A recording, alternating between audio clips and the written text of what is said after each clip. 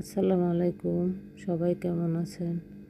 আলহামদুলিল্লাহ, আমিও ভালো আছি। তো যাই হোক, আমি আজকে আপনাদের সাথে শেয়ার করব পুশিয়ান বাটিক কিভাবে করে। তো আমি মিক্সির জন্য 3 গজ কাপড়ে পুশিয়ান রং করলাম।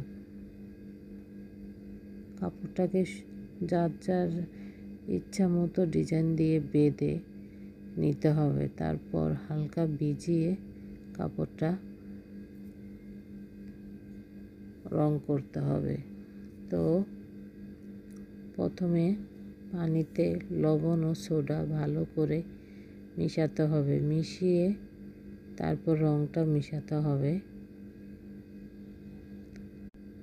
রংটা মেশানোর পর কাপড়ে আস্তে আস্তে দিয়ে দিতে হবে। সম্পূর্ণ কাপড়টা ভিজিয়ে আপনারা একসাথে ভিজাতে পারেন, আবার অল্প অল্প করে রং দিয়েও ভিজাতে পারেন।